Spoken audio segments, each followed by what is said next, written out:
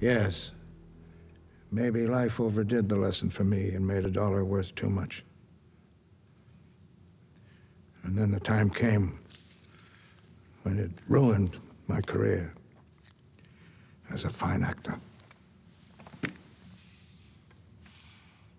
No, I've never admitted this to anyone before, lad. But tonight I'm so heartsick I feel at the end of everything. So what's the use of fake pride, pretense? That goddamn play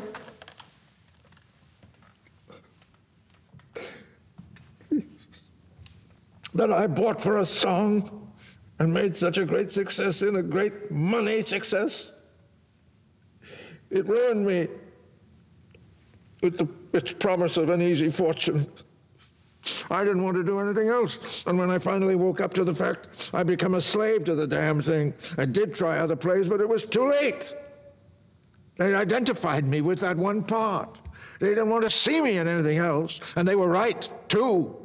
I lost that great talent I had through years of easy repetition, never learning a new part, never really working hard at $35,000 to $40,000 net profit a season. It was like snapping your fingers. It was too great a temptation. But before I bought the damn play, I was considered one of the 3 or 4 young actors with the greatest artistic promise in America. I'd worked like hell. I'd left a good job as a machinist to take super parts because I loved the theater. I was wild with ambition. I read all the plays that were ever written. I studied Shakespeare like you study the Bible.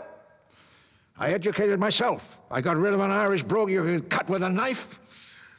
I loved Shakespeare. I would have acted in any of his plays for nothing, for the joy of being alive in his great poetry. And I acted well in him. I was inspired by him. I could have been a great Shakespearean actor if I'd kept on. I know that.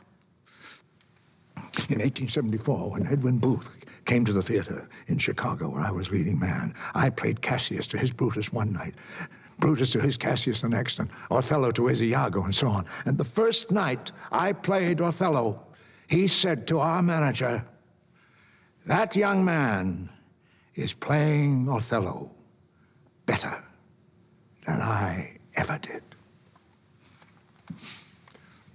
That from Booth, the greatest actor of his day, or any other. And it was true. And I was only 27 years old.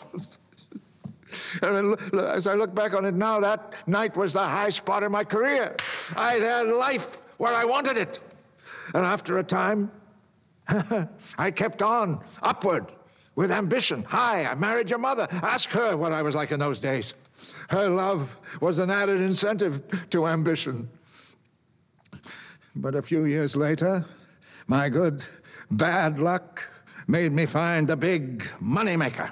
Oh, wasn't that in my eyes at first. It was a great romantic part. I knew I could play better than anyone else. But it was a great box office success from the start. And then life had me where it wanted me. At about 35 to 40,000 net profit a season. A fortune in those days. Even in these.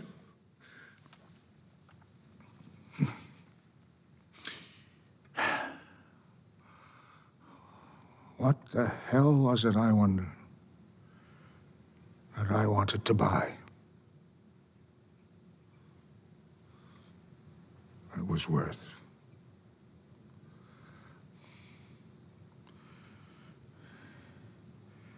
Well, no matter.